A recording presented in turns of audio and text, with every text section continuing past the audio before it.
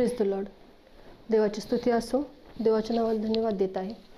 या नवीन वर्षाबद्दल तुम्हा सगळ्यांना हार्दिक शुभेच्छा. 2026 हे वर्ष तुम्हा सगळ्यांसाठी खूप आशीर्वादित असं जावो. देवाची योजना आहे आपल्यासाठी काहीतरी म्हणण्यापेक्षा खूप काही आहे. आणि म्हणूनच परमेश्वराने आपल्याला हे 2026 दाखवले. कितीतरी लोक बघू शकले नाहीत हे 2026, पण परमेश्वराची योजना आपल्यामध्ये आहे. आपण त्याच्या योजनेमध्ये आहोत. आणि म्हणून परमेश्वराच्या योजनेसाठी म्हणून परमेश्वराने आपल्याला निवडलं असता पुन्हा एकदा आपण त्या वचनासाठी त्याच्या उपस्थितीमध्ये एकत्र आलो आहोत. प्रियानो, आपण कुठल्या तरी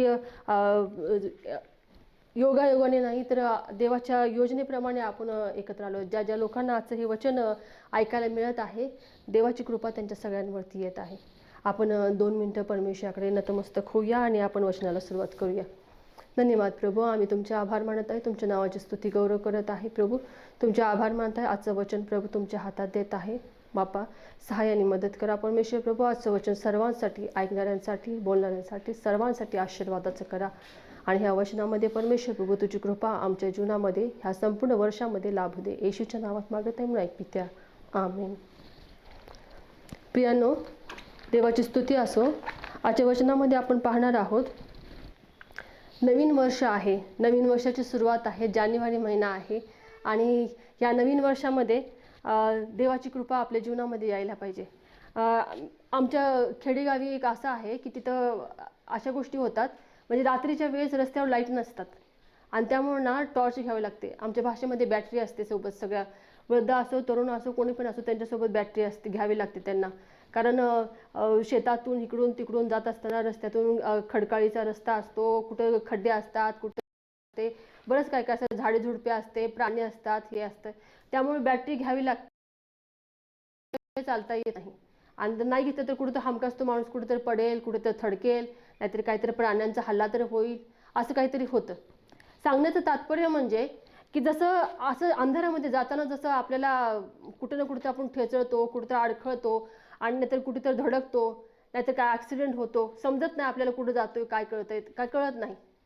पण जर आपल्या हातामध्ये समजा टॉर्च असेल तर आपल्याला तो प्रकाश समजतो, दिसतो. आपण त्याप्रमाणे चालतो की हा इथं खड्डा आहे, आपल्याला इथं जायला नाही पाहिजे, इथं घाण आहे, इथं पाय ठेवायला नाही पाहिजे, तिथं झुडपं आहे, तिकडं जायला नाही पाहिजे, आपण रस्त्याने जायला पाहिजे, समोर प्राणी आहेत, तिकडं आपण बचाव करायला पाहिजे स्वतःचा. ह्या सगळ्या गोष्टी आपल्याला समजतात. पुढं काय आहे हे आपल्याला समजतं. सांगण्याचं तात्पर्य म्हणजे की जसं त्या अंधारामध्ये टॉर्च काम करते तसं आपल्या ख्रिस्ती जीवनामध्ये पवित्र आत्मा कार्य करतो. आपल्याला योग्य असं मार्गदर्शन करण्यासाठी पवित्र आत्म्याचा जो प्रकाश आहे तो नेहमी आपल्या पुढं असला पाहिजे.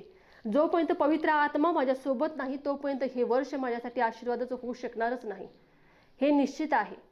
आणि ह्यासाठीच प्रियानो, आपल्याला देवाच्या अधीन होऊन जायला पाहिजे, देवाच्या अधीन व्हायला पाहिजे. आणि ह्यासाठी या नवीन वर्ष आपल्याला आशीर्वादाचं जाण्यासाठी, आपल्या प्रियजनांना आशीर्वादाचं जाण्यासाठी म्हणून प्रियानो आपण काही नवीन संकल्प केले पाहिजेत.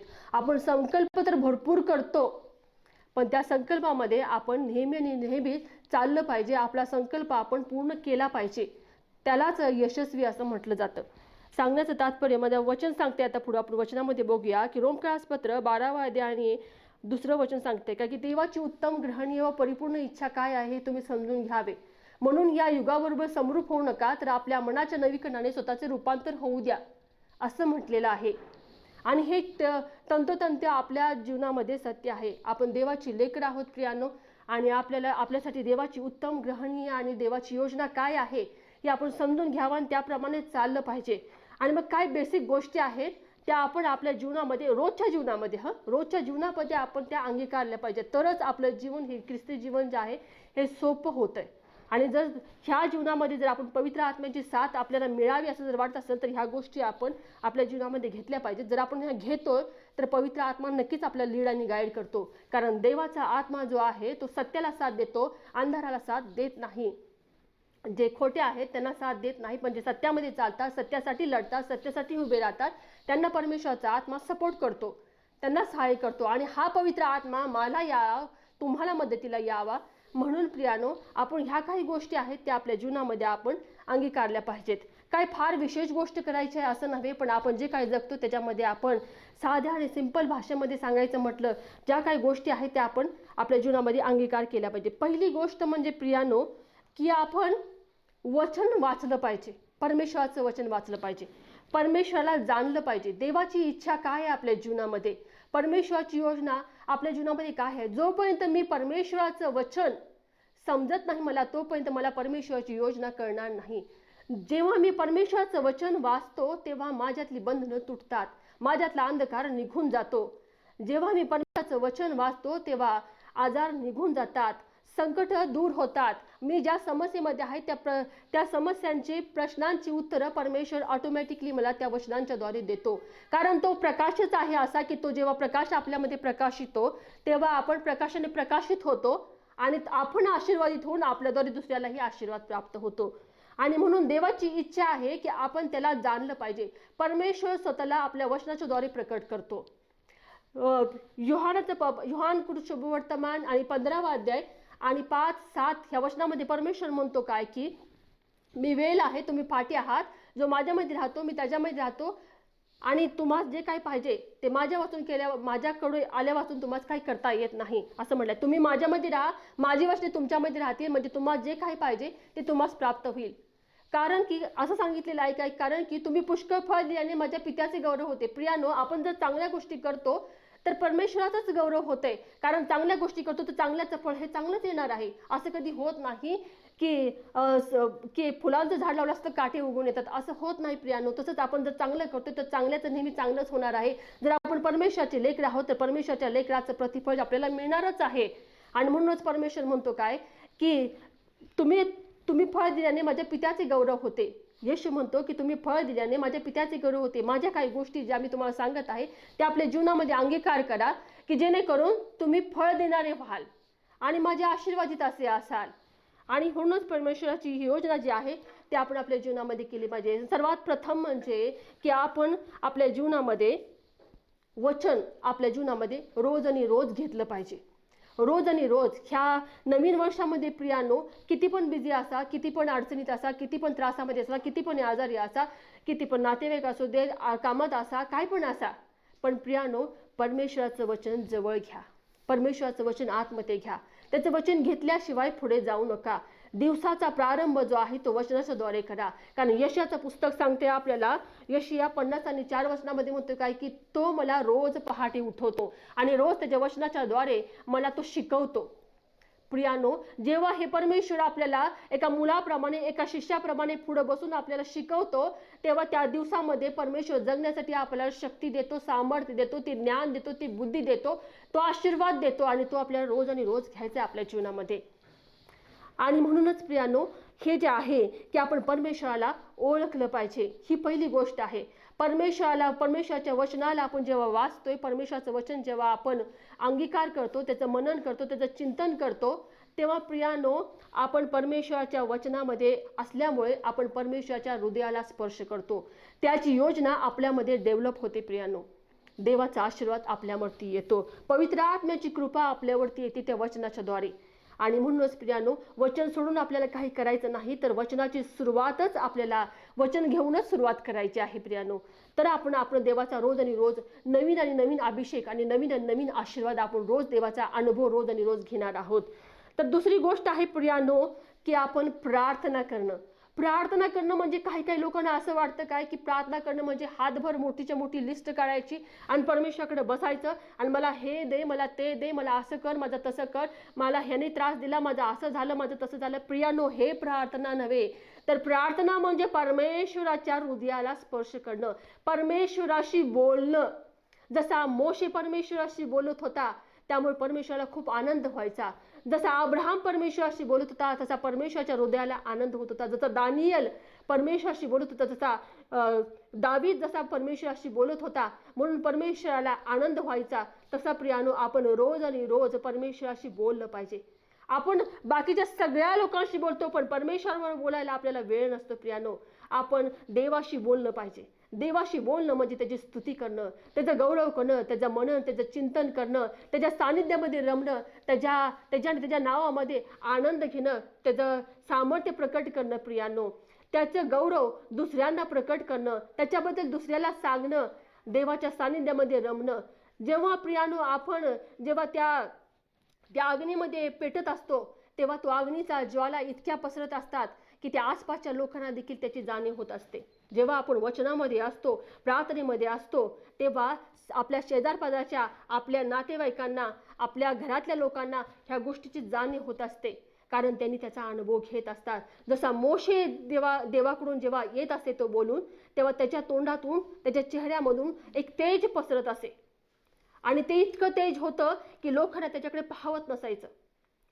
तसंच प्रियानो, की जेव्हा आपण प्रार्थनेमध्ये असतो तेव्हा प्रियानो सामर्थ्याने भरलेला असतो. आणि मग जेव्हा आपण दुसऱ्या एखाद्या व्यक्ती, जेव्हा आपण प्रार्थनेमध्ये असताना आपण जर एखाद्या त्रासामध्ये असलेल्या व्यक्तीशी आपण बोलतो किंवा त्याच्याशी डील करतो, त्याला काही सांगत असतो, तेव्हा देवाचा आत्मा आपल्या मुखाच्याद्वारे त्याच्याशी बोलतो. आणि ते एक चांगली योजना होते की त्याला आपल्याद्वारे परमेश्वर चांगला काही मार्ग दाखवतो. त्याला वचन समजलं जातं, त्याला काही योग्य मार्गदर्शन भेटतं, त्याला काही अडचणी असतील तर त्याच्या अडचणी सुटतात, त्याचे काही समस्या असतील त्याच्या समस्या सुटतात, जर का आजार असतील तर ते आजाराची बंधनं देखील तुटतात. परमेश्वराचा आत्मा कार्य करतो प्रियानो. म्हणून सांगण्याचं तात्पर्य म्हणजे की आपण प्रार्थनेमध्ये असलं पाहिजे, देवाच्या सानिध्यामध्ये आपण प्रार्थनेमध्ये असलं पाहिजे, आपण सतत देवाच्या सानिध्यामध्ये रमलं पाहिजे. हे गरजेचं आहे प्रियानो. आपण एक समजून घेतलं पाहिजे की आपण ह्या जगात आहोत, या लोकांमध्ये आपल्यासारखी सगळी बाकीची लोक आहेत आणि ही पण देवाचीच मुलं आहेत, पण प्रियानो आपण विशेष आहोत कारण आपण देवाची निवडलेली आहोत. आणि आपण निवडलेली आहोत म्हणून आपलं कर्तव्य आहे, आपल्यावरती जबाबदारी आहे, आणि म्हणूनच आपण त्याच्या सानिध्यामध्ये असलंच पाहिजे. कारण बघा, चुलीतून एखादा जरी विस्तू बाहेर काढला तर तो जास्त टिकू शकत नाही. तसंच आम्ही त्या परमेश्वराच्या अग्नीमध्ये जितकं आपण वाढत जाऊ, जितकं पेटत राहू, तेव्हा त्या प्रकाश मिळणार आहे, तेव्हा सैतानाचं राज्य नष्ट होणार आहे, राख होणार आहे, आणि परमेश्वराची कृपा प्रकट होणार आहे. प्रियानो, दुसरी गोष्ट म्हणजे नम्रता. परमेश्वराच्या सानिध्यामध्ये आपण असताना आपल्या जीवनामध्ये आपण नम्र असलं पाहिजे.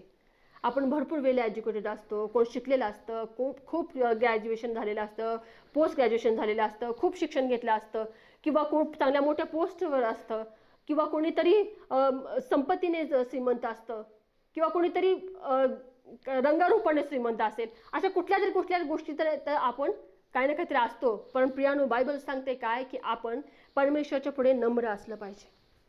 आपण देवाची मुलं आहोत. राजांचा राजा आणि प्रभूंचा प्रभू स्वर्गातून आला पण शिष्यांचं पाय धुतला. किती नम्रता आहे. त्या परमेश्वराचे आम्ही लेकरं आहोत, त्या येशूचे आम्ही लेकरं आहोत, त्याचे आम्ही शिष्य आम्ही स्वतःला म्हणवतो. तर आम्ही आमचं जीवन हे नम्र असं ठेवलं पाहिजे. कारण वचन सांगतंय, याकोबाचं पत्र 4 अध्याय 10 वचन म्हणते काय की परमेश्वराच्या पुढे नम्र व्हा, प्रभूसमोर तुम्ही नम्र व्हा, म्हणजे तो तुम्हाला योग्य वेळी उंच करेल. मला दुसरं कोणी उंच करणार नाही, मला कोणी मनुष्य मान सन्मान देऊ शकत नाही. जो परमेश्वर राजासनावर बसवतो तो राजासनावर उतरू देखील शकतो, आणि जो परमेश्वर जो खाली आहे त्याला उंचावर देखील करू शकतो. स्तोत्रकर्ता म्हणतो 113 वचनामध्ये म्हटलेलं आहे की तो कंगालास धुळीतून उठवतो, दरिद्रास उखंड्यावरून उचलतो, आणि त्यास अधिपतीच्या, आपल्या लोकांच्या अधिपतीच्या पंक्तीस बसवतो. म्हणजे ज्यांची पात्रता नसेल परमेश्वर त्यांना उचलतो आणि राजस्थानावर बसवतो प्रियानो. पण हे कुणाला करतो? जे नम्र आहेत परमेश्वराच्या समोर, जे आपल्या जीवनामध्ये नम्र आहेत प्रियानो. असं वचनात असं म्हटलेलं आहे की शलोमोन देखील आपल्या वैभवामध्ये सजलेला नव्हता. त्याच्याकडे सर्व वैभव होतं तरी देखील तो सजला नाही, कारण त्यानं जमिनीशी नातं तोडलं नाही, परमेश्वराशी नातं त्यानं तोडलं नाही. त्यानं हे मान्य केले की मी जे काय आहे ते परमेश्वरामुळे आहे, मी पण एक सर्वसामान्य मनुष्य आहे आणि परमेश्वराने मला केलेलं आहे, माझ्यावर कृपा केलेली आहे ही, आणि ह्या कृपेमुळे मी आहे, हे त्यानं मान्य केलं होतं. प्रियानो, हेच आपल्या जीवनामध्ये आपण मान्य केले पाहिजे. दाविदाने देखील हेच मान्य केलं होतं की मी काहीच नाही, तर माझ्यामध्ये जे काय आहे ते परमेश्वराचा आत्मा, परमेश्वराची कृपा आहे म्हणून मी आहे. प्रियानो, ही जी नम्रता आहे, ही जी भावना आहे, ही आपल्यामध्ये नेहमी असली पाहिजे की मी काहीतरी विशेष आहे असं नाही, तर माझ्यामध्ये मी नसून तर माझ्यामध्ये ख्रिस्त आहे, तो पुढे आहे, तो आपल्यामधून दिसला पाहिजे की पहा, ती परमेश्वराची मुलगी आहे, ती येशूची मुलगी आहे, तो येशूचा मुलगा आहे. बघा किती नम्र आहे, किती लीन आहे, इतका मोठा अधिकारी आहे पण तरी देखील किती नम्र आहे. प्रत्येकाची विचारपूस करतोय, प्रत्येकाचं दुःख, प्रत्येकाचं गारानं जाणण्याचा प्रयत्न करतोय, प्रत्येकाचं दुःख समजून घेण्याचा प्रयत्न करतोय. प्रियानो, ही जी येशूनं जसं या जगात येऊन तुमचं आमचं दुःख ह्या पाक जमिनीवरती येऊन त्यांना आपलं तुमचं ना आमचं दुःख आपल्या दुःखामध्ये येऊन, आपल्या दुखण्यामध्ये येऊन, आपल्या अडचणीमध्ये येऊन, आपल्या अंधारामध्ये येऊन, आपल्या गरिबीमध्ये येऊन त्यांना विचारपूस केली, आपल्या त्या प्रश्नातून सोडवलं, त्या त्रासातून मुक्त केलं, त्या बंधनातून मुक्त केलं. तसंच प्रियानो, आपण देखील त्या परमेश्वराच्या कृपेमध्ये असताना आपण तीच गोष्ट करायला पाहिजे प्रियानो. ही जी भावना आहे हीच नम्रता आहे, की मी काहीतरी विशेष आहे, मी हे करू शकत नाही, मी असं आहे, मी तसं आहे, मला हे चालणार नाही, मला ते चालणार नाही. हे जे आहे हा अहंकार आहे. हा अहंकार न बाळगता आपण जेव्हा लीन आणि नम्र होऊन देवाची इच्छा आपल्या जीवनामध्ये काय आहे ही जेव्हा आपण प्रकट करतो आपल्या जीवनाच्या द्वारे, तेव्हा परमेश्वर आपल्याला आशीर्वादित करतो प्रियानो, खूप आणि खूप आशीर्वादित करतो. देवाचा आशीर्वाद जो असतो तो भरभराटीचा असा असतो. तिसरं गोष्ट म्हणजे की आपल्या अंतःकरणाचे विशेष रक्षण कर. बघा, आतापर्यंत आपण प्रार्थना करणं हे समजून घेतलं, देवाची इच्छा, देवाचा शोध करणं, देवाची प्रार्थना करणं, नम्रतेनं जीवन जगणं, ह्या गोष्टी आपण समजून घेतलं.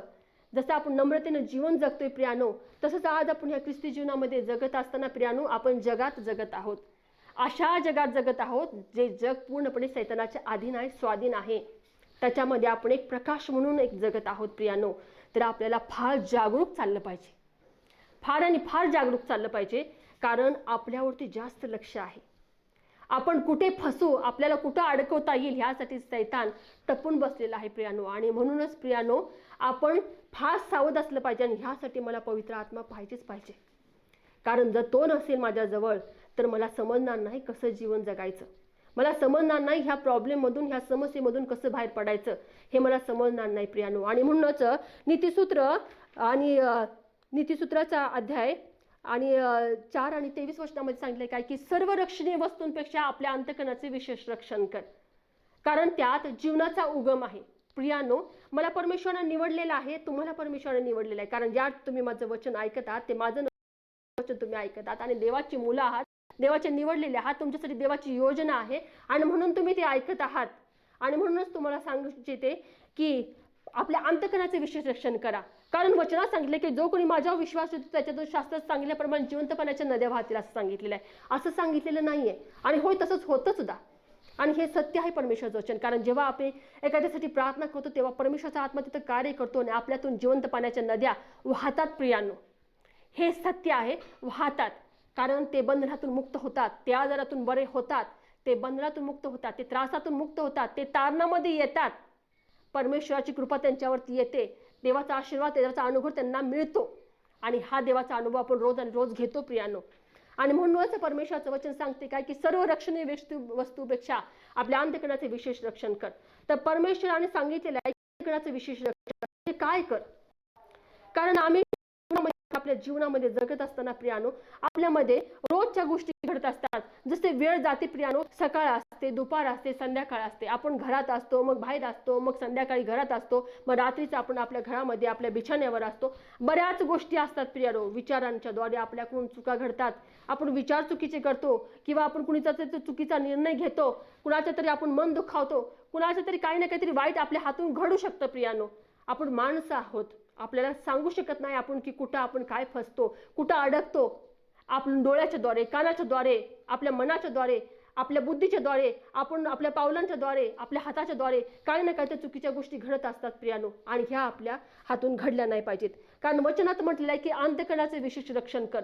या अंतःकरण जे आहे ना प्रियानो, जसं देवाचं वचन ह्याच्यामध्ये आहे ना, तसंच एक एकदा सैतानना आपण जेव्हा परमेश्वराच्या वचनापासून थोडा वेळ जरी लांब असलो ना, तर ते परमेश्वर जो आहे, ते परमेश्वर जे आहे ते परमेश्वराचा आत्मा आपल्याला कृपा पुरवत असताना प्रियानो, आपण जर थोडा क्षण जरी आपण बाजूला हटलो तर प्रिया देवाची कृपा आपल्या जीवनामध्ये चालत असताना प्रियानो एक महत्त्वाची गोष्ट म्हणजे की अंतःकरणाचे विशेष रक्षण कर. म्हणजे आपल्याला काय करायचं आहे की कुणाबद्दलही वाईट विचार करायचा नाही. आपल्याला जर काय मिळालं, आपल्याला काय मिळालं नसेल पण आपल्या भावाला किंवा आपल्या बहिणीला काहीतरी मिळालंय तर प्रियानं दुःख करायचं नाही आपल्याला की आम्हाला नाही दिलं, आम्हाला नाही भेटलं, ह्यांचं कसं चांगलं झालं, ह्याला किती चांगली नोकरी मिळाली, हे किती वेल एज्युकेटेड झालाय, हा किती चांगला सेटल झालाय, ही किती चांगली श्रीमंत झाली, म्हणून दुःख करायचं नाही, देवाला दोष नाही द्यायचा प्रियानो. तर आपण त्यासाठी त्यावेळेस आपण देवाकडे आभार मानले पाहिजे की देवा मी तुझे आभार मानतो की माझ्या ह्या भावाला, माझ्या ह्या बहिणीला, माझ्या ह्या मैत्रिणीला तू श्रीमंत बनवलंस, तू तिला चांगलं वेल एज्युकेटेड केलं, तिला चांगली नोकरी दिलीस, असं म्हणून आपण आभार मानायचं. प्रियानो, प्रत्येकाची वेळ येते, तसं तुमची आणि माझी देखील वेळ येणारच. कारण वेळ ही बदलत राहते, वेळ सारखी राहत नाही. जर आज त्यांचा नंबर लागला तर माझा देखील नंबर लागणारच. परमेश्वर मला देखील आशीर्वाद करणारच प्रियानो, करणारच. आपण ती विश्वास, ती शाश्वती आपण आपल्या मनात धरून ठेवायचे प्रियानो. आणि प्रियानो, आपण नेहमी देवाच्या कृपेमध्ये चाललं पाहिजे. आणि सगळ्यात महत्त्वाची गोष्ट म्हणजे एकच पॉईंट राहिलेला आहे, तो म्हणजे महत्त्वाचं म्हणजे की आपल्या आईबापाच्या आज्ञेत राहा. आपल्या आईबापाच्या आज्ञेत राहणं. कारण इपिस्करास पत्र आणि 6वा अध्याय 2 आणि 3 वचनामध्ये सांगितले की तू आपल्या आईचा आणि बापाचा आदर कर, म्हणजे तू ह्या जगामध्ये तुझं कल्याण होईल. प्रियानो, ज्यांच्याद्वारे आपण ह्या जगात आलो त्यांना आदर आणि सन्मान द्यायचा. ह्या नवीन वर्षामध्ये प्रियानो, ह्या गोष्टीचा फक्त अंगीकार करा. परमेश्वर तुम्हाला खूप आशीर्वादित करेल आणि खूप उंच करेल, तुमचा बलवान रीतीने वापर करेल. तुमच्या अडचणी, तुमच्या समस्या, तुमच्या सर्व प्रॉब्लेम सगळे सुटून जातील. आणि परमेश्वर तुमच्याद्वारे, तुम्ही आशीर्वादित होऊन तुमच्याद्वारे दुसऱ्यांना देखील आशीर्वादित करेल. हे नवीन वर्ष प्रियानो, ऐकणाऱ्या प्रत्येक व्यक्तीला आशीर्वादाचं करणार आहे आणि ते भरभराटीचं असं होणार आहे प्रियानो. या वर्षामध्ये परमेश्वराची कृपा प्रत्येक जण घेणार आहे, देवाचा अनुभव प्रत्येक जण घेणार आहे प्रियानो.